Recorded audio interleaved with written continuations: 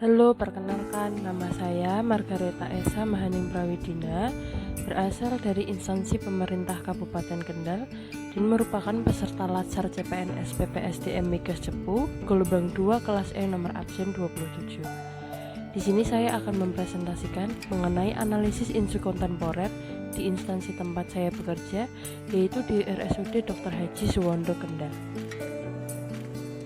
Jadi, isu yang saya ambil dalam analisis kontemporer kali ini yaitu mengenai ketidaklengkapan pengisian rekam medis pada formulir lembar edukasi pasien. Untuk deskripsi dari isu kali ini, yaitu pada saat pasien melakukan pendaftaran rawat inap, maka petugas pendaftaran pasien rawat inap atau TPPRI akan memberikan edukasi kepada pasien atau keluarga pasien mengenai hak dan kewajiban pasien, general consent, dan jam kunjung pasien. Jadi, setelah pasien atau keluarga pasien selesai diberikan edukasi, biasanya petugas TPPRI akan memintakan tanda tangan kepada pasien pada formulir lembar edukasi pasien. Namun, formulir tersebut tidak berada di TPPRI, melainkan berada di IGD, sehingga petugas TPPRI harus ke IGD terlebih dahulu untuk mengisi formulir lembar edukasi pasien. Itu pun dilakukan apabila situasi dan kondisi di loket pendaftaran memungkinkan untuk ditinggal keluar ke IGD terlebih dahulu. Hal tersebut menyebabkan ketidaklengkapan pengisian formulir lembar edukasi pasien karena ada beberapa formulir lembar edukasi pasien yang belum di pasien. Itu pun dilakukan apabila situasi dan kondisi di loket pendaftaran memungkinkan untuk ditinggal keluar ke IGD terlebih dahulu.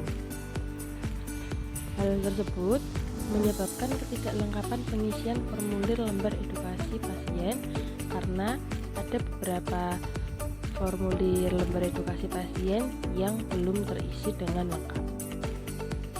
Kemudian, untuk penyebab masalah yang mengakibatkan ketidaklengkapan pengisian formulir edukasi pasien, yang pertama yaitu adanya ketidakefektifan alur pengisian formulir lembar edukasi pasien.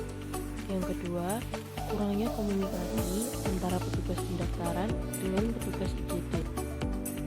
Lalu, dampak masalah dari adanya ketidaklengkapan pengisian formulir lembar edukasi pasien yaitu yang pertama, menyebabkan meningkatnya angka ketidaklengkapan pengisian rekam medis. Yang kedua, menyebabkan terjadinya miskomunikasi antara petugas pendaftaran dengan pasien maupun keluarga pasien. Yang ketiga, waktu pelayanan pasien menjadi lebih lama dikarenakan petugas TPPRI harus sering bolak-balik untuk melakukan pengisian formulir lembar edukasi. Selanjutnya, upaya pencegahan dan antisipasi yang dapat dilakukan untuk mengatasi isu kontemporer yang terjadi, yang pertama yaitu meningkatkan komunikasi antara petugas TPPRI dengan petugas di IGD. Yang kedua, melaporkan kepada atasan mengenai isu yang terjadi. Jadi demikian presentasi yang dapat saya sampaikan mengenai analisis isu kontemporer di instansi yang terjadi di RSUD Dr. Haji Suwondo Kendal. Atas perhatiannya, saya ucapkan terima kasih dan sampai jumpa.